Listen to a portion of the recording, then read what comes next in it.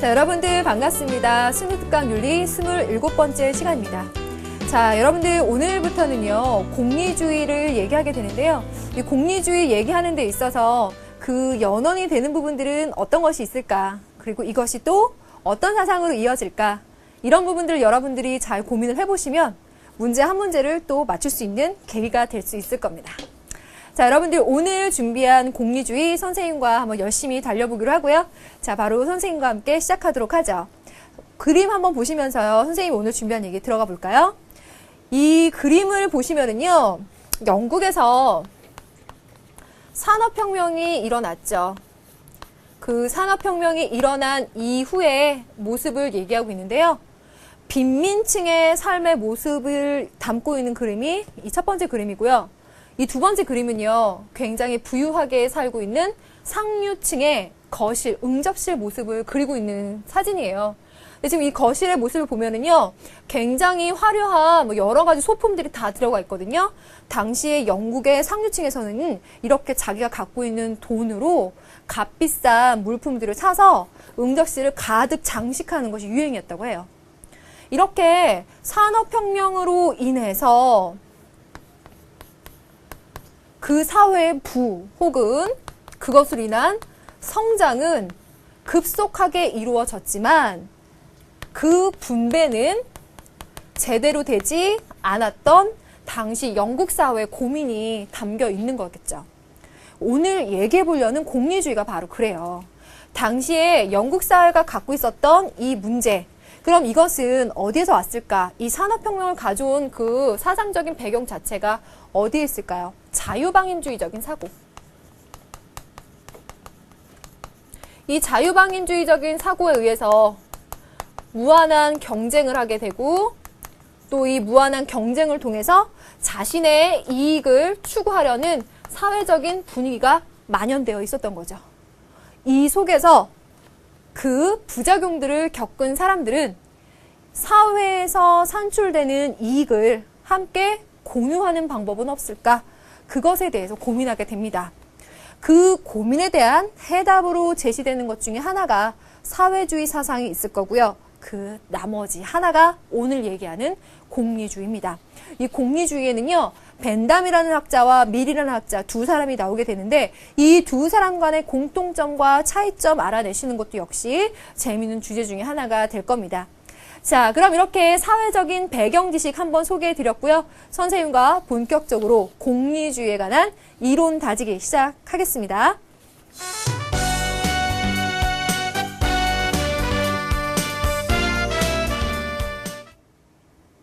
여러분들 방금 말씀드린 것처럼 공리주의에 대해서 얘기할 때는요, 다름 아니라 사회에서 창출하는 이익, 그것을 함께 공유하는 방법에 대한 고민이라고 했습니다. 이것을 공유하자는 것. 자, 여기에 대해서 이제 여러 가지 방법이 나오게 될 텐데 벤담과 밀이라는 학자 사이에 계승점과 차이점이 등장하게 되는데요. 우선 기본적으로 공리주의라고 하는 것이 무엇인지 한번 배경을 깔아보도록 하죠. 공리주의라고 하는 거는요, 일종의 쾌락주의 혹은 쾌락주의의 계승이라고 이해를 해두시면 좋을 것 같아요. 왜인고 하니 이들이 생각하는 것은요, 쾌락은 선이고 고통은 악이다 라고 하는 쾌락주의자들이 갖고 있었던 기본 명제만큼은 그대로 밑바탕에 두고 계승을 하고 있습니다. 그래서 이들은 그 쾌락을 추구하게 되는데요. 다만 여러분들이 우리 교과에서 배운 에피쿠로스 학파라는 쾌락주의자들과 이들의 다른 점이 보여지는 것은 에피쿠로스 학파는 개인주의적인 관점에서 쾌락을 추구하게 되지만요. 오늘 얘기하는 공리주의자들은 공리를 추구한다 그랬죠. 개인주의적인 관점이 아니라 사회적인 공통적인 관점에서 쾌락을 추구하고자 합니다. 그래서 이 점을 여러분들이 밑바탕에 깔아두시면 될 거고요. 그래서 공리주의에 관한 얘기를 할 때는 이런 쾌락주의의 기본적인 명제를 계승하고 있다는 점에서 선지가 종종 등장하기도 합니다. 자, 이렇게 공리주의의 기본적인 관점을 말씀드렸는데 이 공리주의의 창시자라고 할 수 있는 사람은 바로 제레미 벤담입니다. 벤담은 공리주의의 창시자로서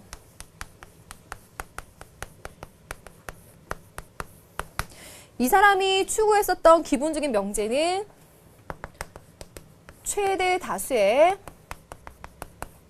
최대 행복입니다. 이 명제 여러분들에게 너무나 익숙하실 거예요. 그 최대치의 행복을 산출해내야 된다. 다만 그 최대치의 행복은 나 자신에게, 개인에게 의미 있는 것이 아니라 최대 다수, 공동의 사람들에게 이익을 가져올 수 있는 것, 행복을 가져올 수 있는 것, 혹은 쾌를 가져오는 것을 추구하겠다라고 하는 건데요. 여기에서 이 사람이 생각해내는 그럼 그 최대의 행복이라고 하는 것은 어떠한 근거에 의해서 판단할 것인가, 그 기준점이 상당히 재밌습니다. 그걸 여러분들이 벤담에게서는 가장 핵심적으로 생각하시면 되겠습니다. 어떻게? 이 사람은요, 그 최대치의 행복이라고 하는 것을 양적인 것으로 계산할 수 있다라고 보았습니다. 양적으로 계산 가능하다라고 하는 것은 그 밑바탕에는 쾌락들 사이에 질적 차이는 인정하지 않겠다는 관점이 들어갑니다. 그럼 이 양적으로 계산하기 위해서 나름의 기준이 있어야 되겠죠. 그 기준에는 7가지가 들어갑니다. 그 7가지 기준, 우리 교재에도 나와 있는데요. 강도, 근접성, 범위, 순수성, 생산성, 그리고 지속성, 확실성이라는 기준입니다.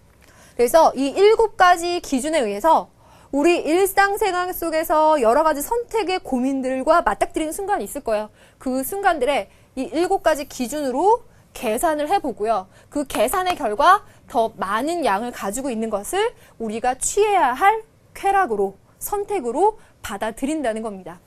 한번 예를 들어보면요. 지금 선생님이 말한 것처럼 공리주의자들이 갖고 있는 이론은 어떻게 보면 일상생활에서 적용하기에 굉장히 재밌고 손쉬울지도 몰라요. 칸트에 비해서는.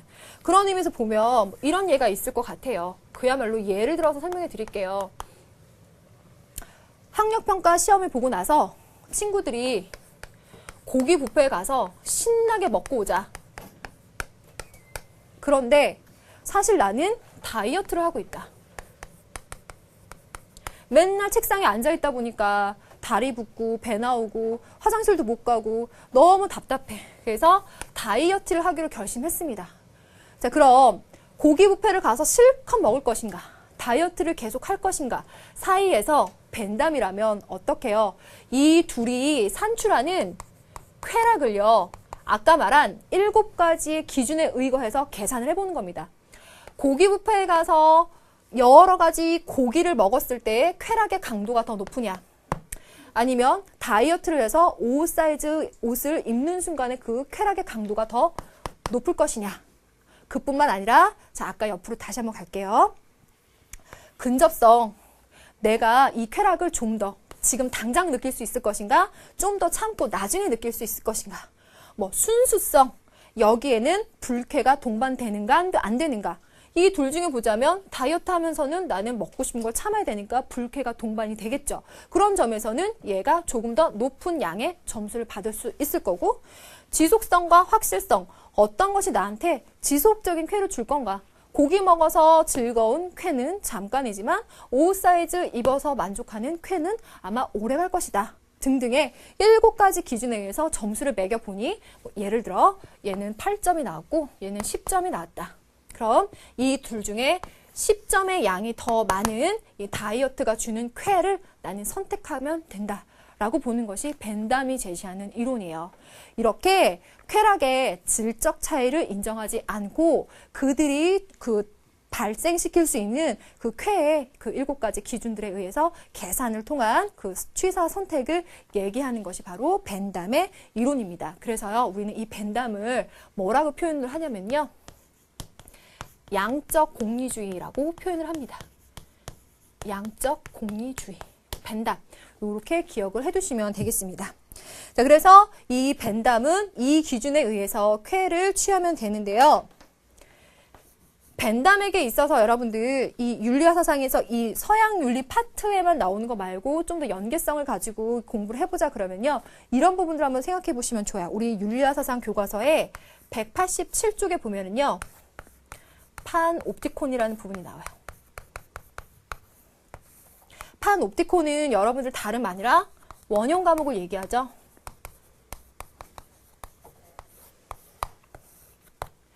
감시자는 피감시자를 볼 수 있지만 피감시자는 어떤 사람이 나를 언제 어떻게 감시하고 있는지 전혀 알 수 없게끔 원형 과목을 설계한 겁니다. 그 설계자가 바로 벤담이라는 사람이에요.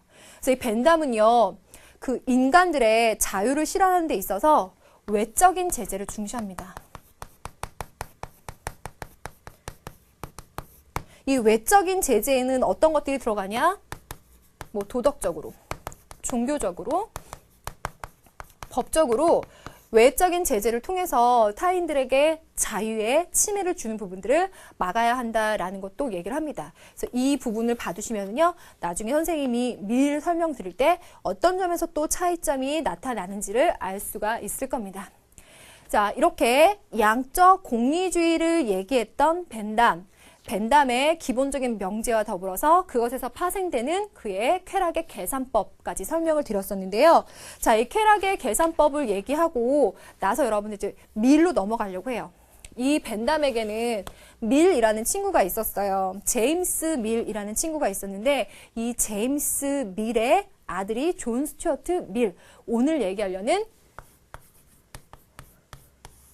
질적 공리주의를 얘기하는 밀에 대해서 얘기해 보려고 합니다. 방금 벤담은 양을 추구했는데 이 사람은 질을 추구하고 있다는 점에서 여러분들 확연한 차이점을 느끼실 수 있을 거예요. 자, 이 밀이라는 사람은요, 역시 공리주의나 혹은 쾌락은 인간들이 추구할 만한 것이다 라고 하는 쾌락주의의 기본 명제는 수용합니다. 인정해요. 그래서 벤담과 밀에게 있어서 공통되는 점은 쾌락을 추구해야 된다. 쾌락을 추구할 만한 것이다. 최대 다수의 최대 이익, 최대 행복이라고 하는 명제는 같지만 여기서부터 차이가 발생합니다. 그렇다면 앞에서 얘기했던 벤담의 의견대로 쾌락이라고 하는 것의 질적 차이를 인정하지 않고 그것을 양적으로 계산해서 더 높은 수치를 가져오는 것을 취하는 것이 과연 우리 인간에게 합당한 것인가 라는 부분에 대해서 고민을 해보게 됩니다. 거기에 대한 결론은 그렇게 해서는 안 된다라는 거죠. 그럼 왜 안 된다는 건지 한번 보면요. 미리 봤을 때 인간이 갖고 있는 능력, 이 인간이 갖고 있는 능력에는 지성적인 능력도 있을 거고요. 혹은 뭐 어떤 윤리적인 측면에서의 더 선한 것을 추구하는 여러 가지 그 능력들이 있을 겁니다.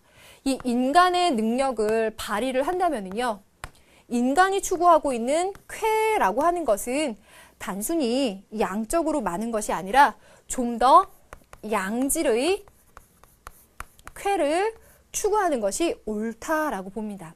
이 양질의 쾌를 추구하면서 더욱더 고상한 쾌락, 고상한 쾌, 양질의 쾌를 추구하는 것이 옳다. 그것이 인간의 지성적인 면과 윤리적인 면에서 합당하다라고 보는 것이 그의 생각입니다. 그래서요, 이러한 부분들은 미래를 생각했을 때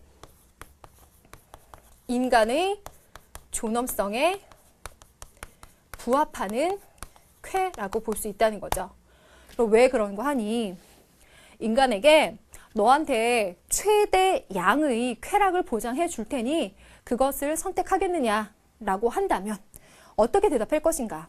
밀 생각에는요, 만약에 그 쾌를 선택하고 나의 삶의 질이, 내 삶이 동물과 같은 하등의 것으로 전락하게 된다면 인간들은 그 최대 양의 쾌를 선택하지 않을 것이다. 왜?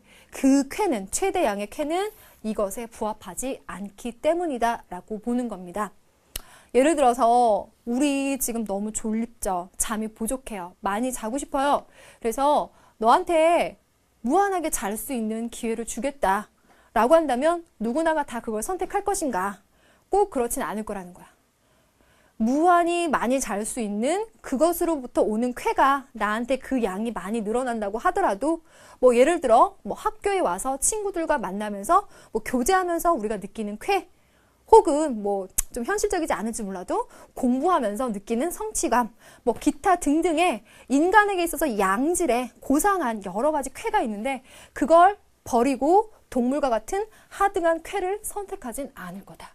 그래서 이 사람은요, 인간의 존엄성에 부합하는 양질의 쾌를 추구하는 것이 옳다라고 봅니다. 그래서 그가 얘기하고 있는 굉장히 유명한 명제 있죠? 배부른 돼지 혹은 배고픈 인간 혹은 만족스러운 바보가 있고 불만족스러운 소크라테스가 있다. 그럼 이게 밀 입장에선 당연히 누굴 선택하겠어요? 배부른 돼지보다는 배고픈 인간이 낫고 만족스러운 바보가 되기보다는 불만족스러운 소크라테스를 선택하겠다. 이것이 바로 밀의 입장이 담겨있는 가장 확실한 명제라고 볼 수 있죠. 그래서 밀 입장에서 보자면 벤담의 얘기는 배부른 돼지의 철학에 해당될 수 있어요. 배부른 돼지가 주는 양이 높은 쾌락. 하지만 밀의 입장에서는 양 높은 거 말고 질적으로 높은 양질의 쾌락을 추구하는 게 맞다라고 보는 겁니다. 그래서 어떠한 수치를 강조하거나 그런 수치를 산출하기 위한 계산 등을 얘기하면서 쾌락을 얘기하고 있는 것은 벤담의 입장에 해당이 되고요. 고상하다, 질이 높다, 그렇게 양질, 질이 높다라는 양질을 얘기할 때는 그 밀에 해당되는 이론이 되겠죠. 그래서 이 두 사람 간의 이런 대립되는 구도가 여러분들은 중요하게 제시가 될 겁니다. 그리고 여기다가 또 덧붙여 보면은요, 아까 벤담 할 때 그 외적 제재를 중시했다라는 부분 얘기했었죠.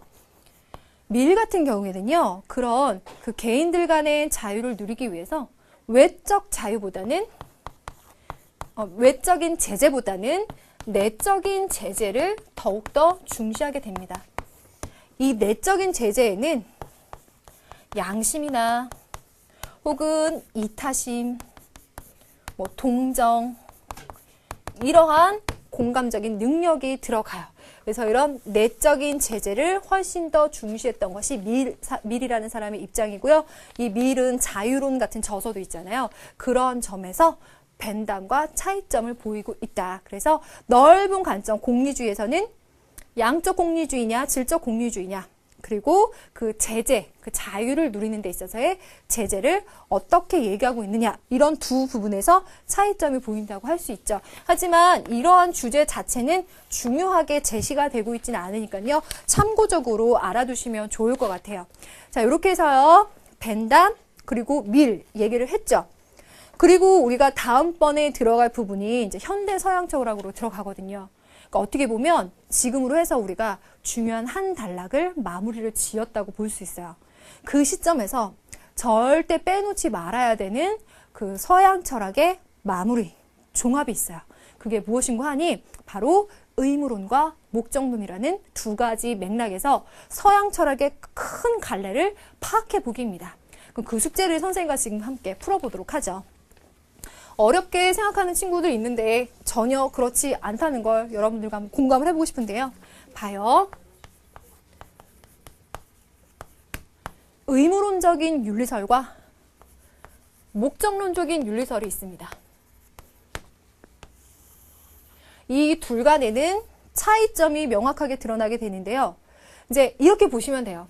무엇이 선인가? 무엇이 악인가? 그래서 인간은 어떻게 행동하는 것이 옳은가에 대해서 두 입장이 서로 다른 견해를 제시하는데 의무론의 입장에서는 인간의 행위에 있어서 그 행위에 의지가 되는 부분 혹은 동기가 되는 부분을 더욱 중시합니다. 너 왜 그랬니? 어떤 동기에서 그랬어 라고 하는 행동의 결과보다는 그 원천적인 동기 자체를 중시하는데요. 목적론 같은 경우는 이 목적을 이렇게 생각하시면 돼요. 그 인간이 속이 달성하고자 하는 그 목적이라고 하는 그 결과를 달성했느냐의 여부가 상당히 중요한 거예요. 그래서 그 결과가 어떠느냐에 따라서 선이냐 악이냐 인간이 잘 행동한 것이냐 못했는가의 그 판단이 달라지게 되는 거죠. 그리고 이 결과에는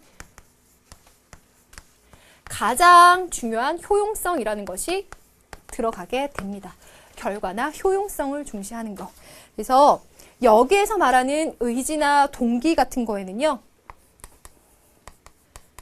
고정불변하게 설정하는 도덕 법칙이 해당이 될 거고 이 도덕 법칙에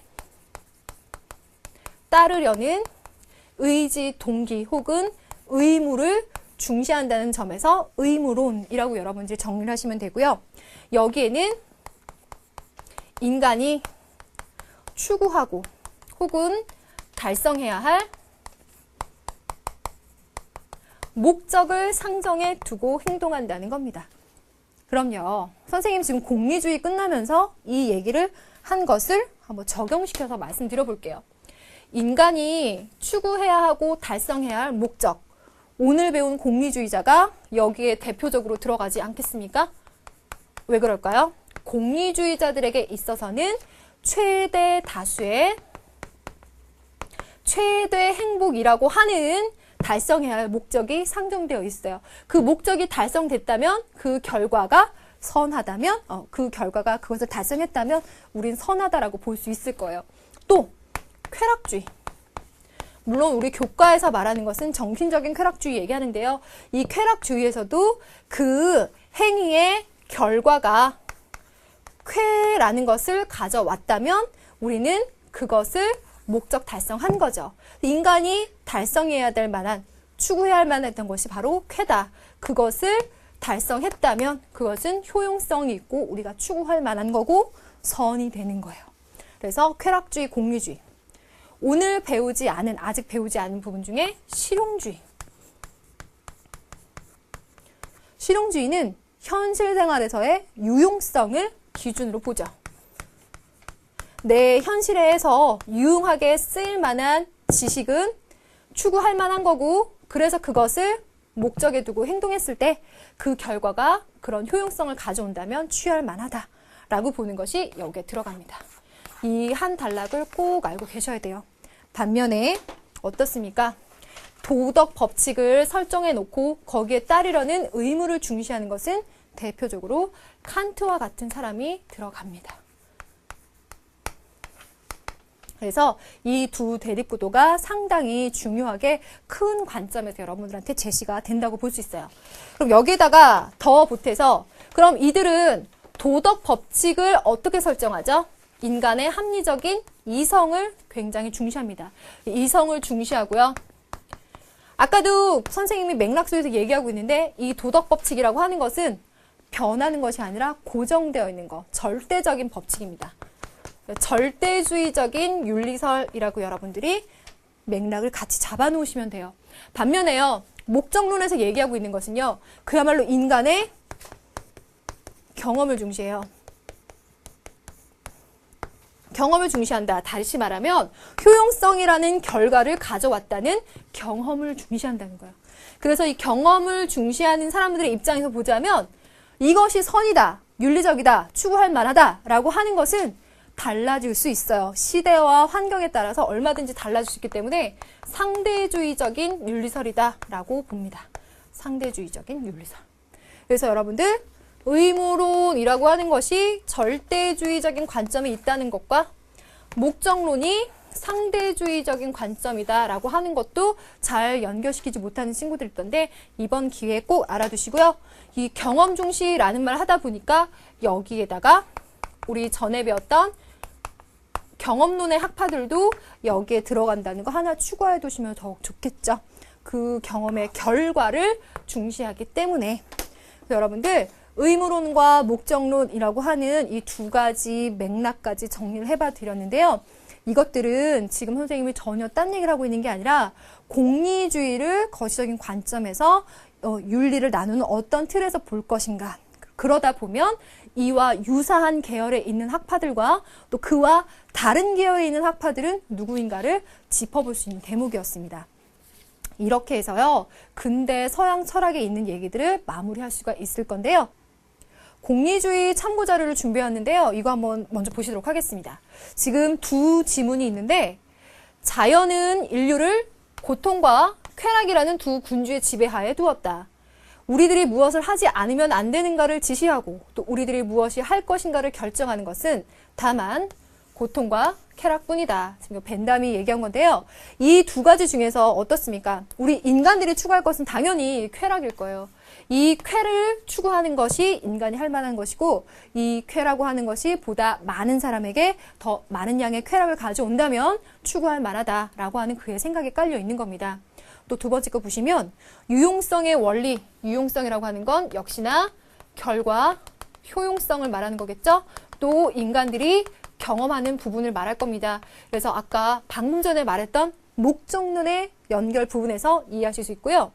그 이익이 문제되어 있는 사람들의 행복을 증대시키는 것처럼 보이는가 또는 감소시키는 것처럼 보이는가 하는 경향에 의하여 모든 행위를 시인하고 부인하는 원리를 의미한다. 그래서 지금 선생님이 체크한 부분을 보시니까 어때요? 쾌락, 이익, 행복이라고 하는 행위의 결과가 우리에게 효용성을 주느냐라는 관점에 있어서 이들은 목적론적인 윤리설에 해당되고 좀 더 자세히 들어가자. 그러면 쾌락주의의 연장선에 있고 다만 그 쾌락이 사회적인 쾌락이라는 부분에서 공리주의다라는 거 아시면 되겠습니다. 다만 여기에서 이게 벤담이냐 밀이냐를 굳이 찾아내는 건 큰 의미가 없는 지문일 거예요. 그 둘을 구분하는 지문을 만들고 싶으면 질과 양의 문제를 분명히 넣어야 되겠죠. 그럼 다음 화면 한번 보실까요? 바로 이런 지문은 의미가 있어요. 어떻게?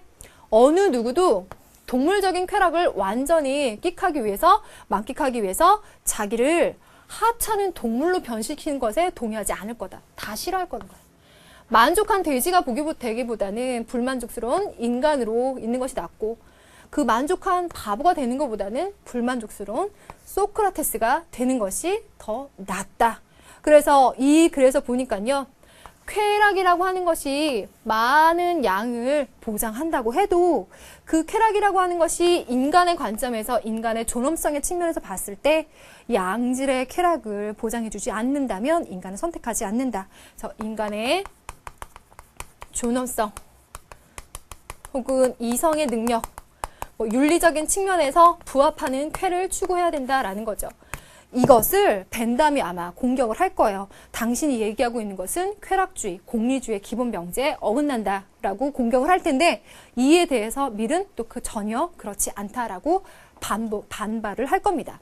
자, 두 번째 지문 또 읽어보면 유용성 또는 최대 행복의 원리를 도덕의 기초로 받아들이는 신조에 따르면 행위는 행복을 증진시키는 데 기여하는 정도에 비례해서 옳은 것이고 행복에 반대되는 것을 산출하는 데 기여하는 정도에 비례해서 그른 것이 된다.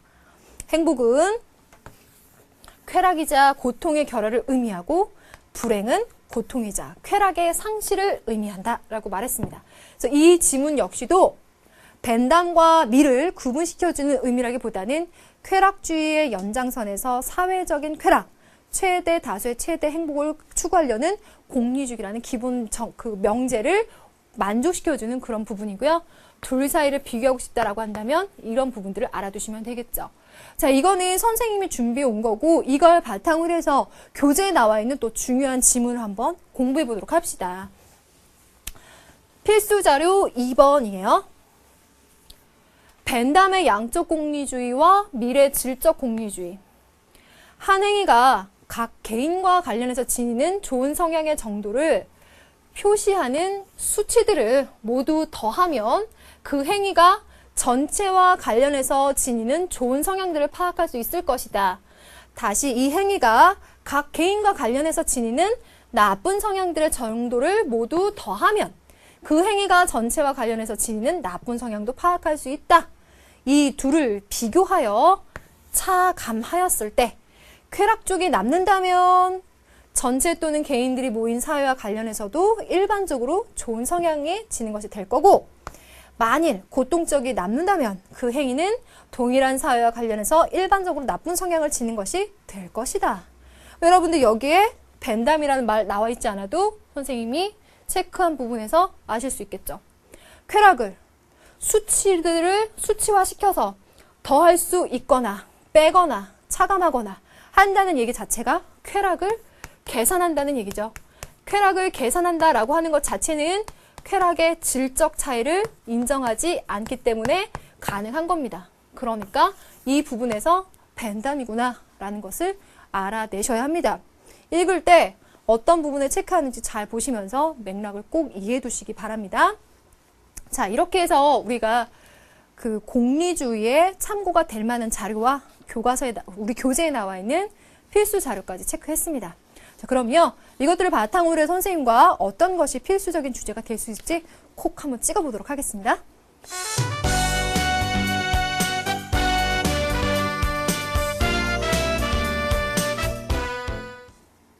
자, 오늘 배운 두 인물이 나와 있어요. 자, 벤담과 존 스튜어트 밀이 나와 있는데요. 이 두 사람 사이에서는 공통적인 전제, 공리주의라는 점에서 공리주의, 이 공리주의는 쾌락주의가 갖고 있는 인간은 쾌라는 것을 추구할 만하다라고 하는 명제는 그대로 가지만 그 쾌가 단순히 개인적인 쾌일 뿐만이 아니라 사회적으로까지 쾌를 가져온다면 더욱 좋은 것으로 생각할 수 있는 입장에 들어간다라는 것이 여러분들 알아두시면 되겠죠. 그럼요, 이것들이 어떤 면에서 이제 문제로 만들어질 수 있을까를 생각해 봤는데, 쉽게 학력평가 정도에서 문제가 만들어졌을 때는 에피쿠로스 학파와 한번 생각해 보시면 좋을 것 같아요. 이 에피쿠로스 학파는요, 지금 말한 것처럼 쾌를 추구하지만 개인적인 관점에서 쾌를 추구하려는 경향이 강하죠. 하지만 이 공리주의자들은 이것뿐만 아니라 사회적인 측면에서의 쾌를 추구하고 있다는 점이 차이점으로 부각될 수 있을 겁니다. 자, 이 부분을 알아두시면 좋고요. 거기에다가 실제적으로 더 문제에 나올 수 있을 만한 조금 난이도를 높일 만한 것들을 생각해 보면 선생님이 이번 강의에 의무론과 목적론을 말씀드린 그 의도입니다. 이들 공리주의를, 이 공리주의 두 개를 다 합쳤을 때 칸트와 비교를 해보는 거예요. 절대적인 도덕 법칙, 의무를 중시하고 있고, 이 공리주의자들은 행위의 결과가 행복이라고 하는 것을 산출해내는 것, 그것의 경험을 더욱더 중시한다는 관점에서 목적론적이고 상대주의적인 관점에 가 있는 반면에 칸트는 의무론적 윤리설, 절대론적인 윤리설에 가 있다는 관점이요. 그리고 이것을 실제 생활의 사례에 적용시켜서 말할 수도 있을 것 같아요. 예를 들어 뭐 의학적인 뭐 실험이나 이런 것들을 소재로 들어서 그것이 인간의 존엄성을 해친다라는 기본 명제, 기본적인 법칙에 위배되기 때문에 받아들일 수 없다라면 의무론적이고 절대론적인 입장에 들어가겠지만, 그 실험이 많은 사람들의 생명을 구하고 그 사회에 이익을 가져다 줄 수 있는 결과를 산출해낼 것이다. 그런 점에서 추구할 만하다라고 한다면 공리주의의 입장에서는 선이라고 받아들여질 수 있겠죠. 일반적인 사례까지 한번 생각해 볼 수 있을 것 같고요. 그리고 또 하나의 예는 이렇습니다. 롤스. 존 롤스 이론은 아직 우리 강의 내 진도 내에서는 나오지 않았지만 여러분들 한 번씩 들어보셨을 거예요. 도덕 시간에서도 얘기가 되는 이론인데요. 존 롤스가 추구하고 있는 것은 그가 생각하는 정의라고 하는 거 또는 뭐 공평하다라고 하는 그 기준은 최소 수혜자에게 최대 이익을 주자라는 원칙을 하나 도출해내죠. 그렇기 때문에 그가 생각하는 최소 수혜자, 즉 최소 수혜자들이 받게 될 고통이나 불이익을 외면하고 그 사회의 이익을 추구해야 되는 그 부분들에 대해서, 문제점에 대해서 지적하고 시정하려는 것이 바로 롤스의 이론이에요. 반면에 공리주의자의 입장에서 본다면 최대 다수의 최대 이익을 추구하는 과정에서 최소의 인원들이 최대 이익을 위해서 희생되는 사례를 만들 수도 있을 거예요. 최대 이익이라는 결과를 가져온다면 그들의 뭐 희생이나 뭐 이런 것들은 감수해도 좋다라는 식으로 생각할 수 있는 문제점을 가져올 수도 있을 거라는 겁니다. 그래서 이들이 갖고 있는 그 명제에 의해서 파생되는 문제점들을 롤스와 비교해서 만들 수도 있을 것 같아요. 그래서 롤스 문제 같은 것에 공리주의 입장 하나 끼워서 구도를 대립적으로 생각해 보시는 것도 좋을 것 같아요. 또 여기다가 벤담과 지금 밀이 있었으니까 이 두 사람 간의 공리주의라는 기본 명제는 찾아봤지만 벤담은 양적으로 많은 쾌를 산출해내는 것, 그것을 추구했다는 것 반면에 밀은 질적으로 높은 쾌락을 추구했다는 것, 기본적으로 서로 다른 점은 꼭 알아두셔야 되겠죠? 자, 이렇게까지 해서 공리주의에 대해서 우리가 짚어볼 부분까지 얘기를 했는데요. 문제 한번 적용을 해봐야 되겠죠?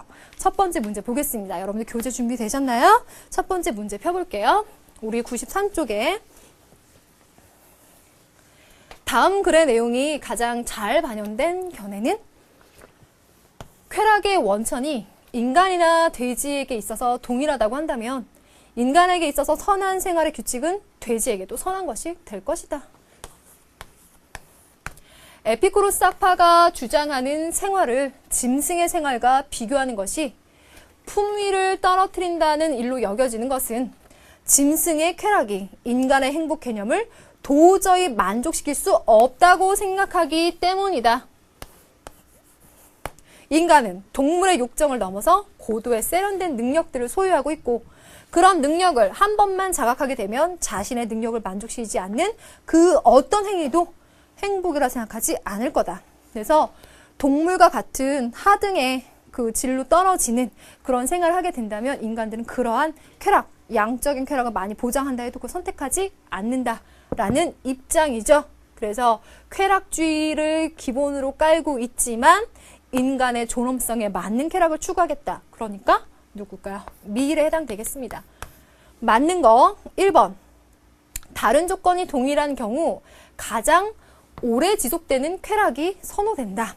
지속성이 가장 오래 가는 것을 선호하는 것은 정신적인 쾌락주의에서 얘기가 되는 거죠. 밀의 입장은 아닌 거예요. 그다음 2번 가보겠습니다. 쾌락은 보다 강한 것이 선호되며 고통은 보다 약한 것이 선호된다. 강한 것, 고통은 약한 것. 쾌락에 있어서의 강도를 추구하겠다. 강하다는 그 강도를 추구하겠다면 벤담이 설정하고 있는 쾌락의 계산법에서의 강도라는 기준을 설명하고 있는 그런 부분이 될 수 있겠죠. 그래서 무조건 그렇게 쾌락을 추구해야 된다라고 미리 말하진 않을 거예요. 3번 갈게요. 정상적인 인간이라면 누구나 육체적이고 관능적인 쾌락을 추구한다. 육체적이고 관능적인 쾌락 자체는 이들이 얘기하려고 있는 쾌락의 부분은 아니겠죠. 그 다음 4번. 질적으로 높은 소량의 쾌락이 질적으로 낮은 다량의 쾌락보다 더 바람직하다라고 보고 있는 이 부분이 바로 밀의 얘기겠죠. 그 다음에 5번으로 갑니다. 생겨날 가능성이 불분명한 쾌락보다 생겨날 가능성이 확실한 쾌락이 더 바람직하다. 그 쾌락이 발생시킬, 생산시킬 쾌락이 더 확실한가, 생산성이 많은가라고 하고 있는 부분에 기준을 두고 있다면 역시 벤담의 입장에서 얘기할 수 있는 부분이니까 빼줘야 되겠죠. 그래서 지금 이 1, 2, 3, 4, 5번의 선지를 보니까 밀이라고 있는 학자와 완전히 거리가 멀다라고 할 수 없는 것은 기본적으로 쾌락주의의 명제, 쾌락주의가 추구할 만한 것을 깔고 있고요. 또 쾌락주의에서 얘기하는 것도 인간이 꼭 정신적인 것만 추구하라고 하지는 않을 거고 누구나 육체적으로 고통을 피하고는 싶을 거예요. 그런 것들이 기본에 깔려 있지만 미래 생각과 좀 더 긴밀하게 연결되어 있는 것은 아까 말했던 질적으로 높은 쾌락을 추구한다. 질적 공리주의의 명제에 부합되는 것만 찾아주시면 되겠죠? 그럼 다음 문제 보겠습니다. 5번. 다음 사상을 찾아가는 옳은 경로를 보기에서 골라 바르게 연결한 것은 개인의 이익이 무엇인지를 이해하지 않고 개인의 이익에 관해서 말하는 것은 무익하다. 어떤 일이 개인의 쾌락의 총계를 증대시키는 경향을 갖는 경우 또는 그 개인의 고통의 총계를 감소시키는 경향을 갖는 경우에는 여기에 포인트는 총계라고 하는 것은 계산한다는 얘기고요. 이들이 깔고 있는 기본 명제는 쾌락은 추구할 만한 것으로 선이고 고통은 피해야 되는 악이다 라고 하고 있는 쾌락주의 공통 명제. 그러나 그것은 양적인 공리주의로 이어진다라고 하는 점. 그러므로 어떤 행위가 사회의 행복을 증대시키는 경향이 그것을 감소시키는 경향보다 큰 경우에는 그 행위는 공리성의 원리에 적합해 있다고 할 수 있다. 벤담의 얘기겠는데 선지 한번 보겠습니다. 순서도 문제. 행복에 관한 윤리사상을 탐구한다. 행복.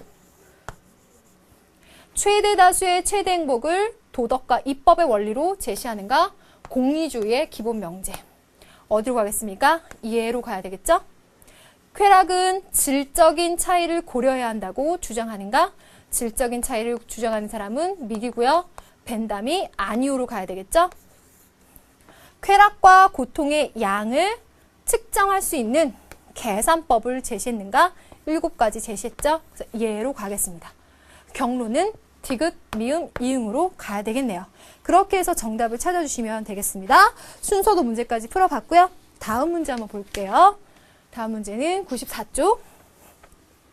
다음 글의 A를 중시하는 사상의 특징으로 가장 적절한 것은 어떤 종류를 막론하고 모든 행위 옳고 그름을 판정하되 그 행동이 당사자의 행복을 늘렸는지 혹은 줄였는지에 따라서 판정하는 원리다. 다시 말해서 행복을 증진시키든지 그렇지 않으면 행복에 반대되든지 하는 경향을 보아서 모든 행동을 좋다거나 혹은 나쁘다고 하는 원리다. 그러면 이들은 행복을 추구하고 있는데 그 행복 추구의 입장, 공리주의의 입장에서 봤을 때 1번 볼게요. 현실적인 것보다는 이상적인 것을 추구할까요? 이상적인 절대적인 도덕 법칙보다는 현실 생활에서의 행복을 추구할 겁니다. 2번, 이성을 통해 오는 행복을 최고의 선으로 간주한다. 이성이라고 하는 관념적인 것보다는 행복, 쾌라고 하는 결과를 더 중시할 거예요. 그럼 3번, 행위의 결과에 비추어 도덕 법칙의 예외를 허용한다. 어떻습니까? 결과, 경험, 그것의 목적 달성 여부. 3번 정답. 4번, 과학적 논리나 추론에 의해서 얻은 지식을 중시한다. 과학적인 논리나 추리에 의해서 얘기하는 부분들은 경험론에서 얘기했던 건데 공리주의와 바로 연결되어 있는 부분은 아니죠? 그럼 5번 가보겠습니다. 도덕법칙의 명령에 따르는 것을 인간의 의무로 본다. 굉장히 칸트와 밀접한 연관성 갖고 있는 선지죠? 자, 이렇게 해서 정답 찾아봤습니다. 그러면 2문제 남았는데요. 7번 문제 한번 보겠습니다. 다음은 어떤 윤리사상에 대한 비판이다. 비판의 대상이 되는 사상의 입장으로 가장 적절한 것은 이런 류의 선지가 여러분들 어렵게 생각하는데 볼게요. 행복은 직접적인 선택의 결과로 얻어지는 것이 아니라 의미 있는 생활을 추구하는 행위와 같이 다른 목적을 위한 행동의 부수적인 성과로 얻어진다. 결과를 중시하는 입장이겠네요. 쾌락의 측정에 공통의 단위가 없으며 설사 공통의 단위가 있다 하더라도 쾌락과 같은 것은 개인차가 심할 뿐만 아니라 때와 장소에 따라 다르다. 가지각색의 심리작용, 정신현장을 수량화하여 객관적으로 계산한다는 것은 거의 불가능하다. 벤담 안 된다. 미래 입장에서 만약에 공리, 쾌를 추구한다 하더라도 질적으로 높은 것을 산출해낼 수밖에 없다라는 입장이 되겠네요. 그 비판의 대상이 되는 입장으로 가장 적절한 것은 1번 선지부터 보시겠습니다. 행복은 이성에 알맞은 덕스러운 활동이다. 이성 중시 아니죠? 2번 갑니다. 행복은 우주의 필연적인 질서, 필연적인 질서 얘기하는 스토아, 스피노자 아니죠? 3번, 모든 욕망을 끊어버려야 진정한 행복을 이룰 수 있다. 욕망을 끊어서 행복을 이루라 라고 하는 부분도 역시나 관련성 없고요. 4번으로 갑니다. 인간은 목적적인 존재로서 쾌락의 수단이 될 수 없다. 인간을 목적 그 자체로 대해라. 목적의 완고, 칸트가 얘기하고 있는 부분 또 상관없고요. 5번을 가겠습니다. 행복을 증진시켜준 행동은 올바르며 고통을 가져다준 행동은 그르다라고 하는 부분 5번이 바로 정답이 되겠습니다. 그래서 행복 추구, 그 다음에 그래서 쾌를 추구하고 고통을 가져다는 행동은 그르다라는 명제를 바로 정답으로 찾아주셔야 되고요. 마지막 문제 한번 보겠습니다. 마지막 문제는요. 단순히 공리주의 입장에서 푸는 게 아니라 아까 말씀드렸던 의무론과 목적론의 입장에서 문제 풀어주셔야 되는데 처음부터 의무라는 걸 제시하고 있어요.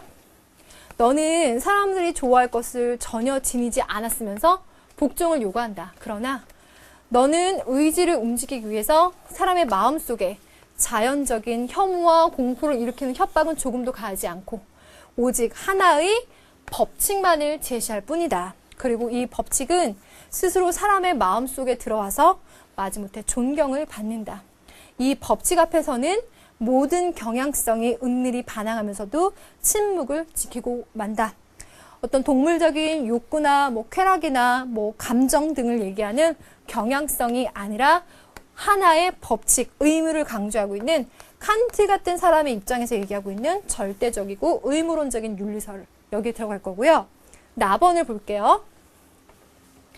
도덕의 기초로서 유형성, 최대 행복 원리를 받아들이는 이론은 행위들이 행복을 증진시키는 성향을 지니고 있는 정도에 비례해서 옳고 행복에 반대되는 것을 증진시키는 경향을 갖고 있는 정도에 따라서 그르다고 주장한다. 참 많이 반복되죠. 행복이란 쾌락을 그리고 고통의 부재 같은 얘기가 될 텐데 그것을 의미해서 불행이란 고통을 그리고 쾌락의 결여를 의미하게 된다. 그래서 우리가 추구할 만한 건 쾌 그리고 행복이다. 이것은 인간이 경험하는 결과가 효용성 혹은 유용성을 가져온다는 거죠. 그런 의미에서 이 얘기를 목적론, 상대론의 관점에서 이해하셔도 좋고 공리주의의 관점에서 이해해 보시는 것도 좋겠죠. 그럼 가나에 대한 설명으로 적절하지 않은 거 고르래요. 선지를 봐야 되겠습니다. 1번부터 볼게요. 가는 도덕적인 정언적인 성격을 잘 표현하고 있다. 칸트 입장에서 보자면 칸트의 얘기는 정언명법에 해당되지만 공리주의에 얘기하는 것은 가언명법에 해당이 되겠죠. 1번 맞고요. 2번 가는 행복을 도모하는 것이 인간의 의무임을 강조한다. 인간의 의무라고 하는 건 행복을 도모하는 것 자체가 아니라 도덕법칙에 따르는 거겠죠. 또 틀렸고 3번, 4번 나는 행위를 하게 된 동기보다 행위의 결과를 중시한다. 3번이 맞는 것으로 3번은 맞는 거고요. 그 다음에 4번 나에는 효용성을 중시하는 경험주의적인 관점이 잘 반영되어 있다. 효용성, 경험. 맞는 얘기죠? 그럼 5번 가보겠습니다. 가는 나에 비해서 목적이 모든 수단을 정당화할 수 없다는 비판을 제기할 수 있다. 그래서 절대론적인 윤리설, 칸트와 같은 절대론적 윤리설 입장에서 보자면 상대주의적이고 목적론적인 입장에 대해서 모든 목적, 네가 달성하려는 것이 수단을 정당화할 수 있겠니? 그렇지 않은 거 아니니? 다시 생각해 봐야 되지 않니? 라는 비판을 제기할 수 있겠죠? 그래서 5번도 맞습니다. 그러니 문제의 발문이 요구하는 적절하지 않은 것, 즉 틀린 것의 선지를 찾는다면 2번을 선택하시면 되겠죠? 자, 여러분들 문제 잘 풀어보셨나요? 자, 오늘 이렇게 해서 공리주의의 두 사람과 그리고 의무론 윤리설과 목적론적인 윤리설까지 살펴봤습니다. 이렇게 근대의 윤리사상에 대해서는 마무리가 되겠고요. 다음 시간부터는 현대 사상에 대해서 한번 살펴보도록 하겠습니다. 여러분들 수고 많았고요. 복습 잘 하시고요. 다음 강의 와서 또 재밌게 배우도록 합시다. 다음 강의에 봬요.